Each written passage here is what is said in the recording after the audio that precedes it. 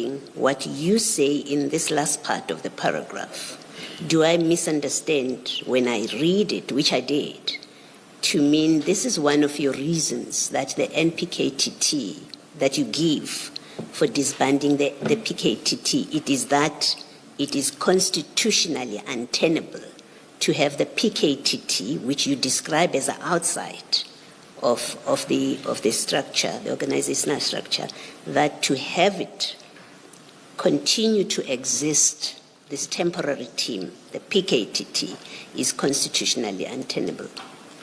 In the context of its impact to SAPS to reach out their mandates. Okay. With that answer, then it must mean even the taxi violence task team is constitutionally untenable to continue to have it, given your reasoning about the PKTT. That is why the taxi task team was put under specialized units inside SAPS organogram. Okay, but you didn't dissolve it. You didn't disband it. No, what happened with it? It was put under murder and robbery. Can I maybe make my point this way? The PKTT, as at the 31st of December, was not the only task team of the SAPS. You express in paragraph 167 that it's constitutionally untenable to have a task team exist outside of the organizational structure. That's what you say. The principle is it's constitutionally untenable to have task teams outside of the structure. Maybe you're correct, maybe you're not. But the question is, you dissolve only one task team when you have that concern about the constitutionality of task team. It is only one task team that you dissolve. The National Political Killings Task Team is the only team that had been associated with being inside or outside the structure all the time. My last engagement, I think, for now on this, have you just said that the PKTT is the only task team that the SAPS have considered to be outside of the structure, of the organizational structure? No, I'm saying the PKTT is the only task team that had consistently featured in the conversation parallel to structures, simply because of one reason. Its tasks were identified by SAPS as requiring absorption to a specialized unit inside. Are you saying the PKTT is the only task team that the SAPS that you are referring to considered to be outside of the organizational structure? It's either yes, that's what you're saying, or no, that's not what you're saying. You misunderstood me. Yes. And the reason for that is that National Political Killings Task Team is the only structure, or the only team that was targeted, if I could use that language. I see. Over a long time for integration. You have other task teams in Yes. the SAPS. Yes. Can we agree, if you are correct in this sentence where you say the continuation of a temporary task team outside of the organizational structure is untenable both administratively and constitutionally? If you are correct with that statement, it holds for all task teams. Yes, It must be. That's correct. Okay, that's all I wanted to establish. So it's not just unique to the PKTT. Yes, it that's also correct. applies to the mining task team, to any other task team that the SAPS has. That is correct. What I'm putting to you is, in this work study and the following approvals from the National Commissioner and the implementation letter, there is no way that they speak of disbanding the PKTT as at the date of the work study. The PKTT, yes, I'm simply putting that. Yes. Yes. All right, thank you. Did you get the opportunity to have Mr. Murray, Colonel Murray, presenting his work studies to you, both the 2019 and the 2024? No. No. So it is you who's interpreting the two documents. You're doing that on your own. He did not give you a briefing on those two documents. Yes. I'm going to put to you, Minister, that you are misinterpreting what Colonel Murray said in both his work studies, and you are incorrectly using those work studies to justify your decision to disband the PKTT. Because nowhere in any of those work studies did Colonel Murray say the PKTT must be disbanded. What is your answer? My answer is that in the conceptualization of specialized units, it was expressly said that the proliferation or the existence of a number of task teams is not ideal. In other words, is not an ideal situation within SAPS. If PKTT is a unit within the murder and robbery unit, it's a structure within. How does that square up with its disbandment? Because surely then all that means is that it will exist, but it will form part of the murder and robbery unit. So it will be a team within the murder and robbery unit. How does that square up with its disbandment? It square ups in the sense that it will cease to exist in the form that it is existing now. You would take the model, you would take some of the personnel, you would take some of the experience into the new specialized units. Mister, I'm going to suggest to you that that does not square up with the thrust of your evidence, which is that the PKTT is set up by the IMC, the Interministerial Committee, and therefore it can only be disbanded by a minister or by that committee. Now, if you have studies that only go to a national commissioner and his subordinates, and they adopt the recommendations in those studies, the suggestion, if that's your suggestion, that the adoption of those recommendations can override an IMC decision that there must exist a PKTT, that does not make sense to me. Because if IMC says there must be a PKTT because the president has said so, and it must continue to exist, what is the relevance of a study that is approved by a national commissioner and his subordinates? Because on your version, the minister establishes the PKTT and only the minister can disband it.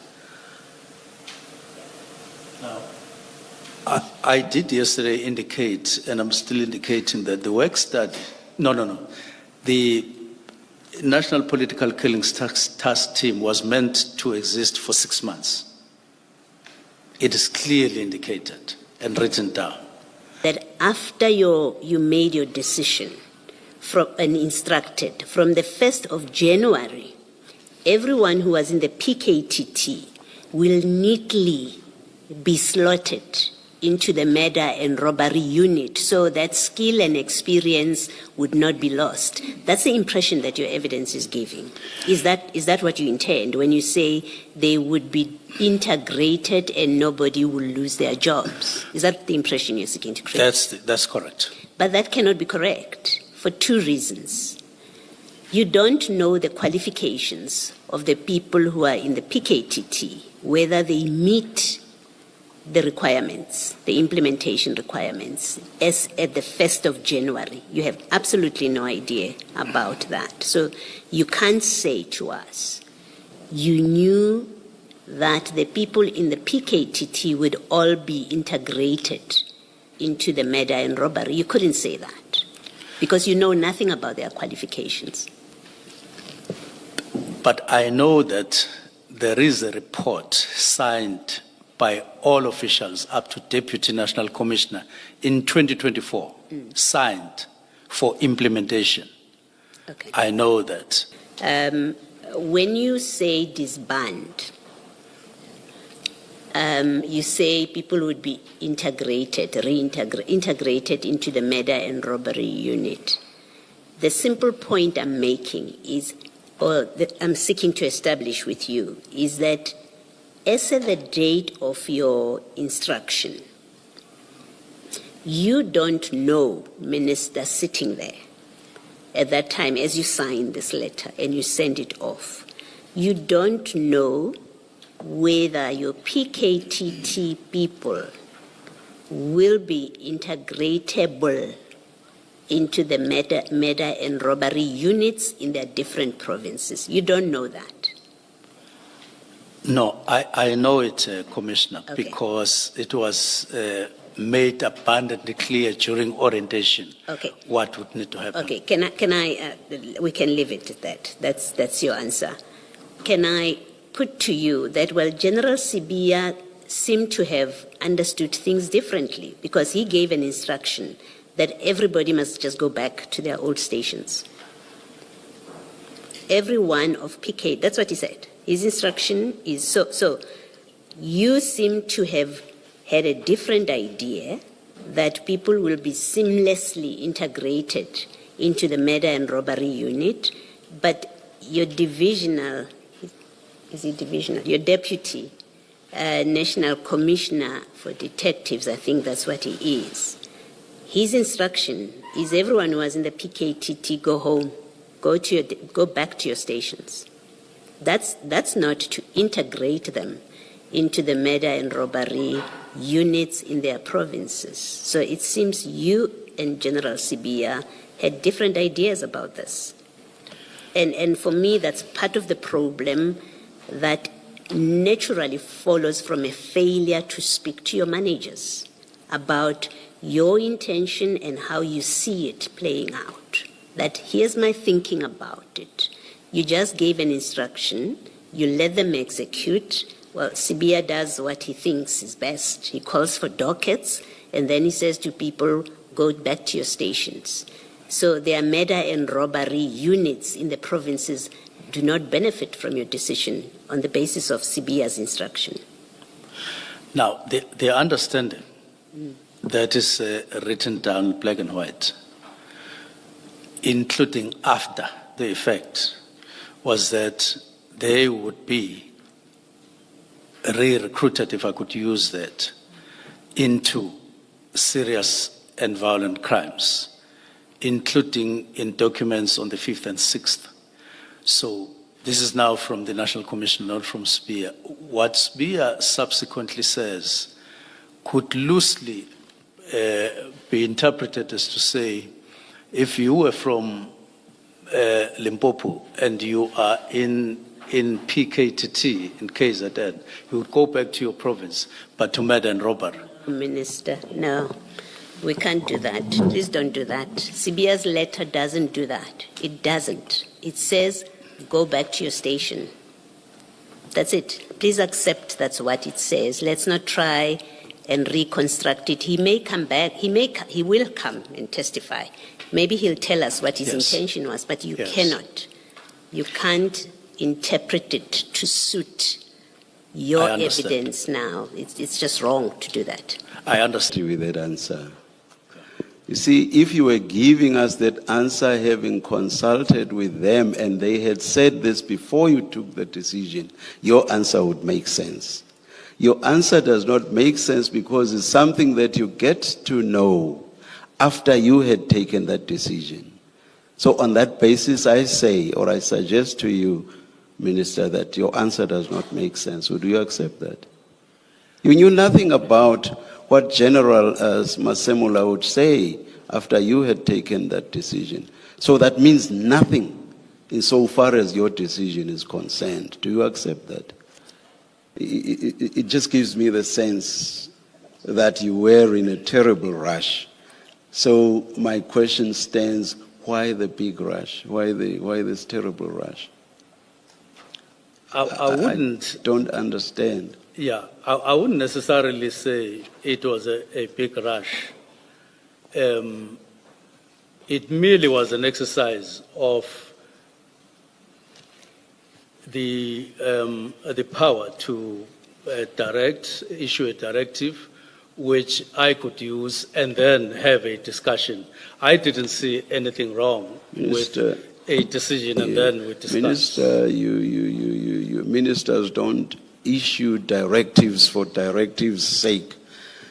Why could you not rather say to the National Commissioner, I am minded to disband the PKTT.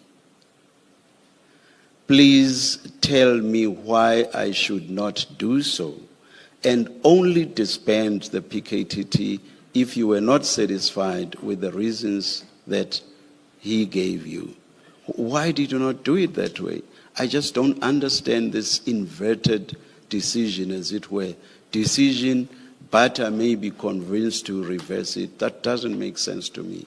Why did you not say to General Masemula, General, I'm minded to disband the PKTT.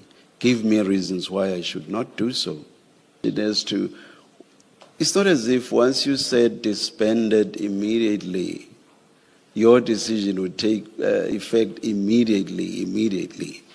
So if that were the case, I go back to my question, why did you rush and say disbanded immediately?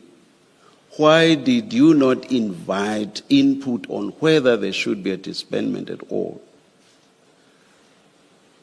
Commissioners, the letter itself, as I've indicated, clearly got written with a fair space for engagement. As I said before, it was not to say stop everything as of now, minding that it was 31st of December, and it says let's engage through the preliminary report. Exactly my point. Yes. Exactly my point. Why not engage before? Why rush to the decision to disband immediately? Exactly my point, Minister. But I will move on. You were at a funeral, I think it was in Mpangen, together with the National Commissioner of Police. And after the funeral, you wished each other well for the end of the year and so on. And you do not for a minute say to the National Commissioner, I am thinking of, in fact, I have decided to disband the PKTT. And starting tomorrow, I'm actually going to work on my document in that regard. But I know what your answer will be. Your answer is going to be, no, Commissioner. You are talking about the 28th, and the thought struck me only on the 29th. I was going to say to you, it is very strange that you did not mention the disbandment to the National Commissioner on the 28th. But I will not suggest it because you say you were suddenly struck by this thought on the 29th.